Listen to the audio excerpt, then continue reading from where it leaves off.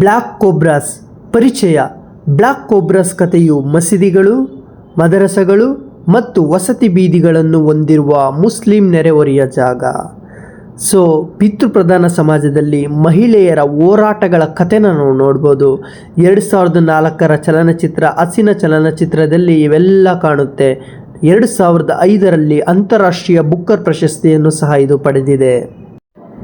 ಮುಖ್ಯ ಪಾತ್ರಗಳು ಅಶ್ರಫ್ ಅವಳ ಮಕ್ಕಳು, ಮತ್ತು ನಿರ್ಲಕ್ಷ್ಯದ ಪತಿ ಯಾಕೂಬ್ ಬರ್ತಾನೆ, ಮೂತವಲ್ಲಿ ಸೊ ಮಸೀದಿಯ ಪಾಲಕ ಅಥವಾ ಉಸ್ತುವಾರಿ, ಆಮೇಲೆ ಅಮೀನಾ ಮತ್ತು ಜುಲೇಖಾ ಬೇಗಂ ಎನ್ನುವರು.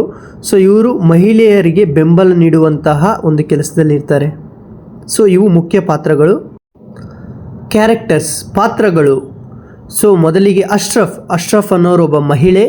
ಸೊ ಇವರು ಅನಾರೋಗ್ಯ ಹಿಡಿದ ಶಿಶು ಮುನ್ನಿ ಮತ್ತು 4 ಮಕ್ಕಳ ತಾಯಿಯಾಗಿರ್ತಾರೆ. ಸೊ ಇವರು ಕಠಿಣ ಪರಿಶ್ರಮ ಮತ್ತು ಉಳಿವನ್ನು ಭದ್ರಪಡಿಸಿಕೊಳ್ಳುವಂತಹ ದೃಢ ನಿಶ್ಚಯ ಹೊಂದಿದವರು. ಸೊ ಸಿಕ್ಕಾಪಟ್ಟೆ ಇವರಲ್ಲಿ ಕಾನ್ಫಿಡೆಂಟ್ ಇರುತ್ತೆ. ಸೊ ತಮ್ಮ ಮಕ್ಕಳಿಗೋಸ್ಕರ ಏನು ಬೇಕಾದ್ರೂ ಮಾಡ್ಬೋದು ಅನ್ನೋ ಒಂದು ಕೆಪಾಸಿಟಿ ಈ ತಾಯಿಗೆ ಇರುತ್ತೆ. ಸೊ ಈ ತಾಯಿಯಲ್ಲಿ ಒಬ್ಬ ಮಗುಗೆ, ಅಂದರೆ ಒಂದು ಕೊನೆಯ ಮಗುಗೆ ಸೊ ಅನಾರೋಗ್ಯದ ಒಂದು ಕಾಯಿಲೆ ಇರುತ್ತದೆ. ನೆಕ್ಸ್ಟ್ ಯಾಕೂಬ್ ಅಶ್ರಫ್ನ ಗಂಡ. ಸೊ ಅವನಂತೂ ಸಿಕ್ಕಾಪಟ್ಟೆ ಸ್ವಾರ್ಥಿ, ಬೇಜವಾಬ್ದಾರಿ ಇರುತ್ತೆ, ಏನು ಕೆಲಸ ಮಾಡಲ್ಲ, ಸೋಂಬೇರಿ. ಸೊ ಇವನಿಗೊಂದು ಆಸೆ ಇರುತ್ತೆ, ಅವನಿಗೆ ಗಂಡು ಮಗು ಮಾತ್ರ ಬೇಕು, ಹೆಣ್ಣು ಮಗು ಇದ್ದರೆ ಬೇಡ ಅಂತ. ಸೊ ಅವನು ಇನ್ನೊಂದು ಮಹಿಳೆಯ ಜೊತೆ ಮದುವೆ ಆಗೋದಕ್ಕೂ ಸಹ ಸಿದ್ಧನಾಗಿದ್ದ. ನೆಕ್ಸ್ಟ್ ಮುನ್ನಿ ಅಶ್ರಫ್ನ ಕಿರಿಯ ಮಗಳು ಮತ್ತು ಅನಾರೋಗ್ಯದಿಂದ ಬಳಲುತ್ತಿರುತ್ತಾಳೆ. ಸೊ ಮುನ್ನಿ. ಹಸೀನಾ ಮತ್ತು ಅಬೀಬಾ ಇವರು ಅಶ್ರಫ್ ಅವರ ಹಿರಿಯ ಮಕ್ಕಳು. ಮೂತವಲ್ಲಿ ಸಾಹೇಬ್ ಮೊದಲೇ ಹೇಳಿದ್ದೀನಿ, ಮಸೀದಿಯ ಉಸ್ತುವಾರಿ, ಸೊ ಪಾಲಕ. ಸೊ ಈ ವ್ಯಕ್ತಿ ಮಹಿಳೆಯರ ಅಗತ್ಯತೆಗಳ ಬಗ್ಗೆ ಅಸಡ್ಡೆ ಹೊಂದಿರುವಂತಹ ವ್ಯಕ್ತಿ. ಅಮೀನಾ ಅನ್ನೋರು ಯಾಕೂಬ್ನ ಮೊದಲ ಪತ್ನಿಯಾಗಿರ್ತಾರೆ. ನೆಕ್ಸ್ಟ್ ಜುಲೇಖಾ ಬೇಗಂ ಅನ್ನೋರು ಇಸ್ಲಾಂ ಮಹಿಳೆಯರ ಹಕ್ಕುಗಳ ಬಗ್ಗೆ ತಿಳಿದಿರುತ್ತಾರೆ. ಸೊ ಅವರು ಮಾರ್ಗದರ್ಶನ ನೀಡುತ್ತಾರೆ ಅಶ್ರಫ್ಗೆ. ಅಶ್ರಫ್ನ ಹೋರಾಟಗಳು. ಸೊ ಇಲ್ಲಿ 3ನೇ ಮಗಳ ನಂತರ ಆಕೆಯ ಗಂಡ ಯಾಕೂಬ್ ಏನು ಮಾಡ್ತಾನೆಂದರೆ ಆಕೆಗೆ ಕೈ ಕೊಡ್ತಾನೆ. ಆರ್ಥಿಕವಾಗಿ ಬೆಂಬಲ ಅಂತೂ ನೀಡೋದೇ ಇಲ್ಲ. ಅದಕ್ಕೆ ಕಾರಣ ಏನು ಅಂದರೆ ಸೊ ಕೊನೆ ಮಗು ಗಂಡು ಮಗುವಾಗಿ ಹುಟ್ಟಿಲ್ಲ, ಹೆಣ್ಮಗು ಆಗಿ ಹುಟ್ಟಿದೆ ಅನ್ನೋ ಒಂದು ಕಾರಣ. ಸೊ ಅವಳು ತಮ್ಮ ಮಕ್ಕಳಿಗೆ ಆಹಾರ ಮತ್ತು ಆಶ್ರಯ ನೀಡಲು ತುಂಬ ಕಷ್ಟಪಡ್ತಾರೆ. ಸೊ ಹಸಿವಿನಿಂದ ಬಳಲ್ತಾರೆ. ಅವಳ ಒಂದು ಕಿರಿಯ ಮಗಳು ಮುನ್ನಿ. ಸೊ ಇವರು ಜ್ವರದಿಂದ ಬಳಲುತ್ತಿರುತ್ತಾರೆ. ಸೊ ಅವಳು ಚಹಾದ ಪುಡಿಯನ್ನು ಮರುಬಳಕೆ ಮಾಡುತ್ತಾಳೆ ಮತ್ತು ಕುಂಬಳಕಾಯಿ ಎಲೆನ ತಿಂತಾರೆ.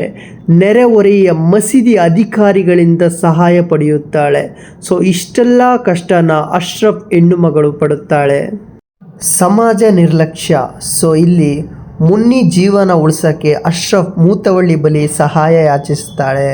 ಸೊ ಮೂತವಳ್ಳಿ ಗೊತ್ತು ನಿಮಗೆ, ಮಸೀದಿಯ ಉಸ್ತುವಾರಿಯಾಗಿರ್ತಾಳೆ. ಸೊ ಮೂತವಳ್ಳಿ ಅವಳನ್ನು ಗದರಿಸುತ್ತಾಳೆ. ಸೊ ಅಶ್ರಫ್ನ ಗದರಿಸ್ತಾಳೆ.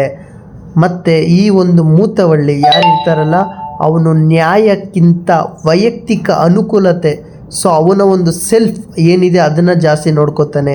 ಸಾಮಾಜಿಕ ಸ್ಥಾನಮಾನಕ್ಕೆ ಆದ್ಯತೆ ನೀಡ್ತಾನೆ. ಅವನಿಗೆ ಗೌರವ. ಬಟ್ ಹೆಣ್ಣುಮಕ್ಕಳಂದರೆ ಅಸಹ್ಯ. ಅವನು ಹೆಣ್ಣುಮಕ್ಕಳಿಗೆ ಅಷ್ಟು ಸಪೋರ್ಟ್ ಮಾಡಲ್ಲ. ಮಹಿಳೆಯರ ಆರೈಕೆಯ ಹಕ್ಕುಗಳನ್ನು ನಿರ್ಲಕ್ಷಿಸುತ್ತಾನೆ. ಹೆಣ್ಣುಮಕ್ಕಳ ಬಗ್ಗೆ ಏನಾದರೆ ಹಕ್ಕುಗಳಿದ್ದರೆ ಅದನ್ನಂತ ಅವನು ಕೇರೆ ಮಾಡಲ್ಲ. ಹೆಣ್ಣುಮಕ್ಕಳಿಗೆ ಏನು ಹೆಲ್ಪ್ ಮಾಡಲ್ಲ. ಹೆಸರಿಗೆ ಮಾತ್ರ ಅವನು ಮಸೀದಿಯ ಉಸ್ತುವಾರಿ ಆಗಿರ್ತಾನೆ ಅಷ್ಟೇ. ಜುಲೇಖಾ ಬೇಗಂ ಮಾರ್ಗದರ್ಶನ. ಅಶ್ರಫ್ ಜುಲೇಖಾ ಬೇಗಂ ವಿದ್ಯಾವಂತ ಮಹಿಳೆನ ಭೇಟಿ ಮಾಡ್ತಾರೆ ಮತ್ತು ಅವರಿಂದ ಇಸ್ಲಾಂ ಮಹಿಳೆಯರಿಗೆ ಕೆಲವೊಂದು ಹಕ್ಕುಗಳಿದೆ ಅಂತ ತಿಳ್ಕೊತಾರೆ. ಗಂಡನಿಂದ ಆರ್ಥಿಕ ಬೆಂಬಲ ಪಡೆಯೋದು, ಶಿಕ್ಷಣದ ಪ್ರವೇಶ ಮತ್ತು ಮಹಿಳೆಯರಿಗೆ ನ್ಯಾಯ, ಇದನ್ನೆಲ್ಲ ಅವರು ಇಸ್ಲಾಂ ಮಹಿಳೆಯರಿಗೆ ಕೆಲವೊಂದು ಹಕ್ಕುಗಳನ್ನ ಕೊಟ್ಟಿದ್ದಾರೆ ಅನ್ನೋದನ್ನು ಅವರು ತಿಳಿಸ್ಕೊಡ್ತಾರೆ. ಅದರಿಂದ ಅಶ್ರಫ್ ಅವರು ಸ್ಫೂರ್ತಿ ಪಡೀತಾರೆ. ಆದರೆ ಜೊತೆಗೆ ಭಯ ಇರುತ್ತೆ. ಯಾಕಂದರೆ ಮುನ್ನಿಯ ಆರೋಗ್ಯದ ಚಿಂತೆಯ ಕಡೆ ಅವರಿಗೆ ತುಂಬ ಗಮನ ಇರುತ್ತೆ ಅಶ್ರಫ್ಗೆ. ಗಂಡನ ನಿರ್ಲಕ್ಷ್ಯ. ಸೊ ಯಾಕೂಬ್ ಗಂಡ ಆಗಿರ್ತಕ್ಕಂಥ ಯಾಕೂಬ್, ಸೊ ಅವನು ಗಂಡು ಮಗುನ ಹುಡುಕ್ತಾ ಇನ್ನೊಂದು ಮಹಿಳೆನ ಮದುವೆನೂ ಸಹ ಆಗ್ತಾನೆ. ಬಟ್ ಅಲ್ಲಿ ಅಶ್ರಫ್ ಮಕ್ಕಳ ಕಡೆ ಸ್ವಲ್ಪನೂ ಜವಾಬ್ದಾರಿನ ಕೊಡೋದೂ ಇಲ್ಲ, ತಗೊಳ್ಳೋದೇ ಇಲ್ಲ, ಮರ್ತೇ ಬಿಟ್ಟಿರ್ತಾನೆ. ಸೊ ಇಲ್ಲಿ ಅಶ್ರಫ್ನ ಅವಮಾನಿಸಿ ಅವಳಿಗೆ ಸ್ವಲ್ಪ ಹಣನ ಕೊಟ್ಟು ಅಲ್ಲಿಂದ ಅವನು ಹೊರಟೋಗ್ತಾನೆ. ಬಟ್ ಇವನು ಮುಖ್ಯವಾಗಿ ಪುರುಷರ ಉತ್ತರಾಧಿಕಾರಿಗಳಿಗೆ ಮಾತ್ರ ಸಾಮಾಜಿಕ ಆದ್ಯತೆಯನ್ನು ನೀಡ್ತಾನೆ. ಗಂಡು ಎನ್ನುವ ಒಂದು ಲಿಂಗಕ್ಕೆ ಮಾತ್ರ ಆದ್ಯತೆ ನೀಡ್ತಾನೆ. ಹೆಣ್ಣು ಮಕ್ಕಳಿಗೆ ಬೆಲೆನೇ ಕೊಡೋದಿಲ್ಲ. ಮುನ್ನಿಯ ಅನಾರೋಗ್ಯ ಮತ್ತು ಸಾವು. ಸೊ ಅಶ್ರಫ್ನ ಕಿರಿಯ ಮಗಳಾದಂತಹ ಮುನ್ನಿಯ ಅನಾರೋಗ್ಯ ಮತ್ತು ಸಾವಿನ ಬಗ್ಗೆ ನೋಡೋದಾದರೆ, ಹಣ, ಔಷಧಿ ಯಾವುದು ಸರಿಯಾದ ಟೈಮ್ಗೆ ಸಿಗದಿರೋಂಥ ಟೈಮಲ್ಲಿ ಅವಳು ಮುನ್ನಿಯ ಸ್ಥಿತಿ ತುಂಬ ಅಂದರೆ ತುಂಬ ಹದಗೆಡುತ್ತೆ. ಸೊ ಇಲ್ಲಿ ಅಶ್ರಫ್ ಮುನ್ನಿಯ ಜೀವ ಉಳಿಸಲು 2 ಪ್ರಯತ್ನಗಳು ಮಾಡ್ತಾಳೆ. ಅವೇನೆಂದರೆ ಮೂತವಳ್ಳಿ ಬಳಿ ಸಹಾಯ ಕೇಳೋದು ಮತ್ತು ತನ್ನ ಗಂಡ ಯಾಕೂಬ್ನನ್ನು ಬೆಂಬಲಕ್ಕಾಗಿ ಬೇಡುವುದು. ಸೊ ಯಾವುದು ವರ್ಕೌಟ್ ಆಗಲ್ಲ, ಇಬ್ಬರೂ ಸಹಾಯ ಮಾಡಲ್ಲ. ಇಲ್ಲಿ ಸಾಮಾಜಿಕ ನಿರ್ಲಕ್ಷ್ಯ ಮತ್ತು ತಂದೆಯ ಉದಾಸೀನತೆ ಈ ಒಂದು ಮುನ್ನಿಯ ಸಾವಿಗೆ ಮುಖ್ಯ ಕಾರಣ ಆಗುತ್ತೆ. ಈ ಒಂದು ಕಥೆಯ ಪರಿಣಾಮ ಮತ್ತು ಪ್ರತಿಫಲನ ಏನಾಗಿದೆ ಸೊ ಅಶ್ರಫ್ ಅವರ ಮಕ್ಕಳನ್ನ ಚಿಕ್ಕಮ್ಮ ಮತ್ತು ಅವರ ನೆರೆಹೊರೆಯವರು ನೋಡಿಕೊಳ್ತಾರೆ. ಸೊ ಇಲ್ಲಿ ದುರಂಕಾರಿ ಉದಾಸೀನತೆಯ ಮೂತವಲ್ಲಿ ಸಾಹೇಬನಿಗೆ ಬುದ್ಧಿ ಬರುತ್ತೆ. ಸೊ ನಾನು ಹೆಲ್ಪ್ ಮಾಡ್ಬೋದಾಗಿತ್ತಲ್ಲಪ್ಪ, ಹೆಲ್ಪ್ ಮಾಡಿದರೆ ಮುನ್ನಿ ಉಳಿತಾ ಇತ್ತು.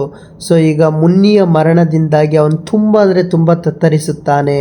ಆಮೇಲೆ ಯಾಕೂಬ್ನ ಮೊದಲ ಪತ್ನಿ ಅಮೀನಾ ಶೋಷಣೆಯನ್ನು ತಿರಸ್ಕರಿಸಿ ಶಸ್ತ್ರಚಿಕಿತ್ಸೆಗೆ ಒಳಗಾಗಲು ನಿರ್ಧರಿಸಿದಳು. ಅಂದರೆ ವೆರಿ ಇಂಪಾರ್ಟೆಂಟ್. ಏನಕ್ಕೆ ನೀನು ಗಂಡ್ಮಗು ಬೇಕು ಅಂತಂದಲ್ಲ, ಈಗ ಈ ಮುನ್ನಿಯ ಸಾವಿಗೆ ಪ್ರತಿಫಲವಾಗಿ, ಈ ಒಂದು ಶೋಷಣೆಯ ಪ್ರತಿಫಲವಾಗಿ ನನಗೆ ಇನ್ನು ಮುಂದೆ ಮಗುನೇ ಆಗಬಾರ್ದು ಅನ್ನೋ ಒಂದು ರೀಸನ್ ಆ ಒಂದು ತಲೆಯಲ್ಲಿಟ್ಕೊಂಡು ಶಸ್ತ್ರಚಿಕಿತ್ಸೆನ ಸಹ ಅವಳು ಮಾಡಿಸಿಕೊಳ್ಳುತ್ತಾಳೆ. ಸೊ ಇಷ್ಟು ಈ ಒಂದು ಕಥೆಯಾಗಿದೆ.